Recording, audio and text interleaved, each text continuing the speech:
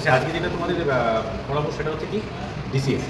DCs সিস্টেমটা আমরা ব্যবহার করে যেটা করা হয় সেটা হচ্ছে কি ইন্ডিভিজুয়াল যে কন্ট্রোলগুলো আছে, প্রসেস কন্ট্রোলগুলো আছে, সেই আলাদা আলাদা ইন্ডিভিজুয়াল প্রসেস কন্ট্রোলকে আমরা একটা জায়গায় কন্ট্রোল করি। তার মানে কি মাল্টি কন্ট্রোলার ফাংশন। কটা প্যারামিটার? 4টা প্যারামিটার। এইখানে দেখো আমাদের এই স্ট্রাকচারের মধ্যে রয়েছে 4টে প্যারামিটারসেরই ইনস্ট্রুমেন্ট রয়েছে, বুঝেছো? তাহলে সেই 4টি প্যারামিটার ইন্ডিভিজুয়াল যে তোমার কন্ট্রোল সিস্টেমটাকে চালনা করে। আচ্ছা, যেটা হচ্ছে ডিস্ট্রিবিউটেড কন্ট্রোল সিস্টেমের একটা আর্কিটেকচার, তার মধ্যে প্রথম যেটা হচ্ছে কি ফিল্ড ডিভাইস। তাহলে ফিল্ড ডিভাইস কোনটা আমরা আজকে দেখে নিই। দেখো এই ছবিতে এটা কি? এটা কন্ট্রোল ভালভ, এটা হচ্ছে ফ্লো মিটার, বুঝছো, টারবাইন ফ্লো মিটার। আচ্ছা, এইখানে একটা দেখো কন্ট্রোল ভালভ আছে, এটা হচ্ছে আইটিপি কনভার্টার, বুঝছো। তারপরে দেখো এইখানে দেখো টেম্পারেচার ট্রান্সমিটার আছে। কি আছে এখানে? টেম্পারেচার ট্রান্সমিটার, বুঝছো। প্রেশার কন্ট্রোল করছি এইখানেই, আরেকটা কি ফ্লো কন্ট্রোল করছি, আরেকটা কি হচ্ছে টেম্পারেচার কন্ট্রোল হচ্ছে, আরেকটা কি হচ্ছে লেভেল। তাহলে কত 4 রকম প্যারামিটার আমি এখানে। আর তোমাদের আগে যেগুলো শিখিয়েছি সেটা কি ইন্ডিভিজুয়াল, কোথাও প্রেশার কন্ট্রোল করা শিখিয়েছি, কোথাও লেভেল কন্ট্রোল করা, কোথাও ফ্লো কন্ট্রোল করা, আবার কোথাও টেম্পারেচার কন্ট্রোল করা। কিন্তু ডিসিএসি যেটা বলছে যেটা হচ্ছে তোমার মাল্টি কন্ট্রোল ফাংশন, যেগুলো তাহলে level control, pressure control, flow control, temperature control, এই সব কন্ট্রোলকে আমরা একটা সেন্ট্রালাইজ একটা সিস্টেমের মাধ্যমে আমরা কী করি, যে পুরো প্রসেসটাকে, যে একটা প্ল্যান্টের, একটা বড় প্ল্যান্টের, হ্যাঁ, পুরো প্রসেসটাকে একটা জায়গা থেকে আমরা কী করি কন্ট্রোল করতে পারি। তাহলে সেটাই হচ্ছে কি ডিস্ট্রিবিউটেড কন্ট্রোল সিস্টেম। তাহলে ফিল্ড ডিভাইসটা বোঝা গেল যে কোনটা। এরপরে হচ্ছে input output, analogue input, analogue output. আরেকটা হয় হচ্ছে ডিজিটাল ইনপুট আর হচ্ছে ডিজিটাল আউটপুট। ওটাকে আমরা ডিসিএস যখন সিস্টেমটা যখন হবে ওটাকে বলি ডিসক্রিট ইনপুট আর ডিসক্রিট আউটপুট। এগুলো আছে, এই যে ডিসিএস কার্ডগুলো এখানে আছে, বুঝছো। একটু দেখি বললাম analogue input, analogue output. Analogue যে ইনপুট আমরা ব্যবহার করি 420 মিলি অ্যাম্পিয়ার, বিশেষ করে ডিসিএস এর ক্ষেত্রে, হ্যাঁ। আর হচ্ছে আউটপুটটা আমরা ব্যবহার করি 420 মিলি অ্যাম্পিয়ার। এবার কি ডিসক্রিট ইনপুট আর হচ্ছে ডিসক্রিট আউটপুট, আমরা যেটা ব্যবহার করি ভোল্টেজ, যেটা হচ্ছে আমাদের ক্ষেত্রে এই ডিসিএস এর ক্ষেত্রে 24 ভোল্ট ডিসি, আইদার ইয়েস নাহলে নো, আইদার ইয়েস নাহলে নো। আমরা যখন সলিনয়েড 24 ভোল্ট সলিনয়েড দেখেছো আমাদের নিউমেটিক যে ট্রেনার কিটে দেখবে 24 ভোল্ট সলিনয়েড সব। তার মানে কি সেখানেও যদি আমরা ব্যবহার করি তাহলে discrete input output either yes or no, yes or no. Digital যে সিগন্যাল হয় যেটা হচ্ছে ইয়েস আর নো, 0 আর 1। Analogue input card, analogue output card থাকবে, এগুলো বেশি থাকে যেহেতু আমাদের 420 মিলি অ্যাম্পসের কাজটা বেশি, তো অ্যানালগ আমাদের কার্ড বেশি থাকে, ডিজিটাল একটা থাকতে পারে।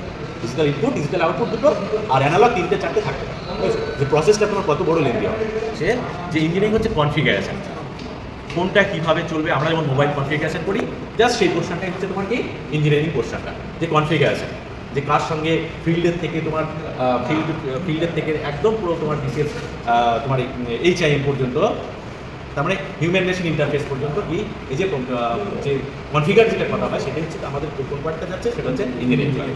নেক্সট হচ্ছে সুপারভাইজার, যেটা কি না তোমার এই যে পুরো প্রসেসটা একদম ফিল্ড ডিভাইস থেকে আপ টু তোমার HIM, বুঝছো, এটা কোন লগারিদমে কাজ করবে, বুঝছো, আর কোন অ্যারিথমেটিকে কাজ করবে, সেগুলোকে কী করে ক্যালকুলেশন করে কাকে কতটা দিতে হবে, কাকে কতটা করতে হবে, এইটাকে কী করে টোটালটাই তোমার সুপারভিশন করে, যেটাকে বলে SCADA, SCADA।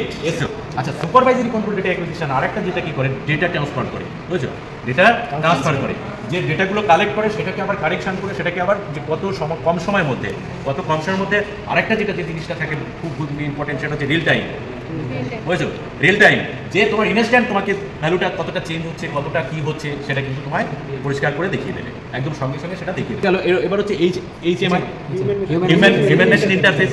Human machine interface কী করে, যে তোমার এই দেখো এটা কি হচ্ছে, যে অপারেটর আর হচ্ছে পিসি। অপারেটরকে একজন অপারেটর, ধরো আমি অপারেটরকে এই পিসির মাধ্যমে কী করে তোমার এই পুরো সিস্টেমটাকে আমি অ্যানালাইজ করে দেখতে পাই, তার কী করে, তার আমি ভ্যালু চেঞ্জ করতে পারি, সেট পয়েন্ট চেঞ্জ করতে পারি, বুঝছো। এটা কি রেশিও কন্ট্রোল, তার মানে দুটো বা তার বেশি বিজনের মধ্যে এবার তার কোনটা কতটা দরকার, কোনটা একটা মিক্সিংয়ের মধ্যে কোনটা কতটা দরকার, বুঝেছো, যে কোন রেশিওতে এটা একটা কন্টিনিউয়াস একটা রেশিও ফলো করে যাবে, বুঝেছো। তাহলে সেটাকে কি বলে রেশিও কন্ট্রোল। ক্যাসকেড কন্ট্রোল একটা প্রাইমারি কন্ট্রোলার, একটা স্লেভ বা সেকেন্ডারি। যখন আমরা দুটো কন্ট্রোলার ব্যবহার করি, এই ক্যাসকেড কন্ট্রোলটা হচ্ছে কি করে, যে একটা কন্ট্রোলারের আউটপুট অন্য একটা কন্ট্রোলারের সেট পয়েন্ট হয়ে যায়। যদি এটা ধরো প্রাইমারি কন্ট্রোলার হয়, আমরা কন্ট্রোলার দেখেছি, কন্ট্রোলারে কী থাকে, স্টেট ভ্যালু থাকবে, প্রসেস ভ্যালু থাকবে, আর হচ্ছে আউটপুট। দেখো ডিসিএস এর সুবিধার্থে আমরা দেখো এখানে কি আছে, এটা ফ্লো কন্ট্রোলার, এটা কি লেভেল কন্ট্রোলার, বুঝছো, এটা প্রেসার কন্ট্রোলার, দেখেছো পিআইসি এলআইসি অ্যাড্রেসগুলো করা আছে, সবগুলো আমরা কি করছি এক জায়গা থেকে অপারেট করছি। স্কাডা ব্যবহার করছি, তারপরে তোমার এইচআইএম চলছে। যখন আমরা ম্যানুয়াল অপশানে যখন অপারেট করব তখন আমরা ভালভটাকে ম্যানুয়ালি অপারেট করতে পারি, ম্যানুয়ালি কত পার্সেন্ট খুলবো কত পার্সেন্ট বন্ধ করবো সেটা ম্যানুয়ালি করতে পারি। যখন অটোতে থাকবে তখন কি সেট পয়েন্টের উপরে অটো আউটপুটটা ভ্যারি করবে, সেট পয়েন্টের উপরে আউটপুটটা ভ্যারি করবে, সেট পয়েন্টের উপরে আউটপুটটা ভ্যারি করবে। অ্যানালগ সিগন্যাল কি অ্যানালগ সিগন্যাল দেখে এটা কি প্রসেস ভ্যালু, প্রসেস ভ্যালু মানে এখন কত আছে, রিল টাইম, বুঝছো, রিল টাইম ভ্যালুটা দেখায়, যেটা ডিসিএস এর একটা বড় বড় অ্যাডভান্টেজ হচ্ছে রিল কমিউনিকেশনের জন্য আলাদা কেবল ব্যবহার করে RS-232, যেটা কিনা পয়েন্ট টু পয়েন্ট কমিউনিকেশন। কিন্তু আবার যেটা হচ্ছে তোমার আছে প্রোটোকল, আর এগুলো কি কমিউনিকেশন প্রোটোকল, বুঝছো। আর এর স্পিডটা একটু বেশি, মোটামুটি 110 Mbps, বুঝছো, 110 Mbps মতো, বুঝছো। আরেকটা আছে যেটা কিনা সবচেয়ে সুইটেবল, হ্যাঁ, যেটা কিনা ব্যবহার করা হয় বেশি, সেটা হচ্ছে RS-485, যেটা হচ্ছে মাল্টি পয়েন্ট কমিউনিকেশন কেবল। কমিউনিকেশনের জন্য আমরা ডিসিএস যেটা ব্যবহার করা হয় সেটা হচ্ছে কি RS-485। হ্যাঁ, এখন কিন্তু আবার চলে এসেছে, আগে ছিল ফ্লপি বাস, এখন এসে তোমার ইথারনেট, বুঝছো, ইথারনেট, তারপরে তোমার কি নেট আছে, বুঝছো, ইথারনেট আছে, তারপরে মোডবাস, এগুলো কি লেটেস্ট, আরও ফাস্ট কাজ করে, এগুলো কি হয় আরও ফাস্ট কাজ করে, বুঝছো, কমিউনিকেশন আরও ফাস্ট করা যায়। তাহলে মোটামুটি ডিসিএসটা কি কিছুটা বোঝা গেল, একটু চেঞ্জ হয়ে গেছে, বুঝছো। তাহলে প্রসেস ভ্যালুটা কি রয়েছে, অ্যাম্বিয়েন্ট টেম্পারেচারটা রয়েছে, আমরা তো হিটার জ্বালাইনি, তো একই টেম্পারেচারটা রয়েছে। আর এটা কি করবে যখন এই যে পিআইডি কন্ট্রোলার বা ডিসিএস, এটা কি করা হয় পিআইডি কন্ট্রোলার দিয়ে, তোমরা দেখেছো যে আস্তে আস্তে তোমার ইন্টিগ্রাল অ্যাকশন বা ডেরিভেটিভ অ্যাকশন বা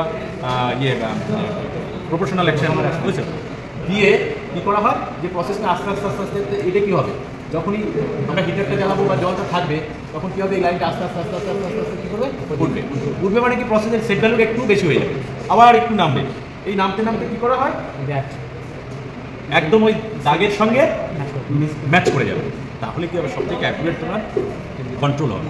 তাহলে সেই প্রসেস যে তুমি প্রসেসটা তুমি তৈরি করো, সে পেপার তৈরি করো, আর সে ফুড তৈরি করো, চিপস তৈরি করো, তাহলে সেইটা কী হবে যে গুণমানটা অনেক